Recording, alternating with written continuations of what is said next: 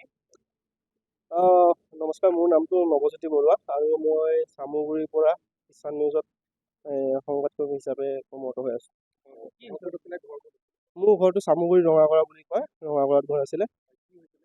আচলতে 24 তাৰিখে নিশা প্ৰায় 2মান বজাত মই শুইছিলোঁ। শোৱাৰ পিছতে কিন্তু ৰাতিপুৱা 6মান বজাত উঠি দেখিছিলোঁ যে মোৰ বাইকখন ভিতৰতে থাকে, বাইকখন নাই।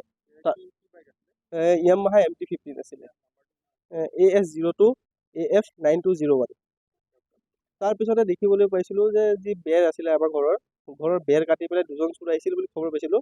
তাৰ পৰা এজন চোৰ ৰাস্তাতে আছিলে আৰু এজনে বাইকখন উলিয়াই লৈ গৈছিলে।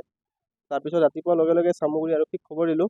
আৰক্ষীক খবৰ দিয়াৰ লগে লগে আৰক্ষী তদন্তকাৰী দল এটা গ'ল, গৈ পেলাই তাত তেওঁলোকে তদন্ত কৰিলে। তদন্ত কৰাৰ পিছত নিশাৰ ভাগত আৰক্ষীয়ে কিবা খবৰ এটা পালে।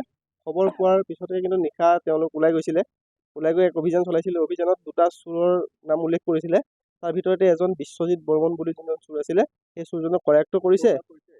বৰবালি টোপৰ পৰা, চামগুৰি বৰবালি টোপৰ পৰা বিশ্বজিৎ বৰ্মন নামৰ চোৰজনক কৰায়ত্ব কৰিছে। আৰু ৰহমত আলী বুলি এজন চোৰ আছে, তেওঁ পলায়ন কৰিছে, তেওঁক বিচাৰি পোৱা নাই। তাৰপিছতে ৰহমত আলী ঘৰত মোৰ যি বাইকখন হেৰাইছিলে, সেই বাইকখন তেওঁলোকে তাৰ পৰা উদ্ধাৰ কৰিছে, ৰহমত আলী ঘৰৰ পৰা। হয়, বাইকখন মই বৰ্তমান সময়ত থানাত আছে আৰু আজি ৰাতি নিশাই মোক আৰক্ষীয়ে খবৰ দিছিলে যে আপোনাৰ বাইকখন উদ্ধাৰ কৰিছোঁ বুলি। তাৰপিছত মই এতিয়া থানালৈ আহিছোঁ। আহি লৈ পেলাই বাইকখনৰ কিবা তেওঁলোকৰ কাম আছে, প্ৰচিডিউৰ আছে, কিবা কামখিনি কৰাৰ পিছত বাইকখন উঠুৱাই দিম বুলি কৈছে।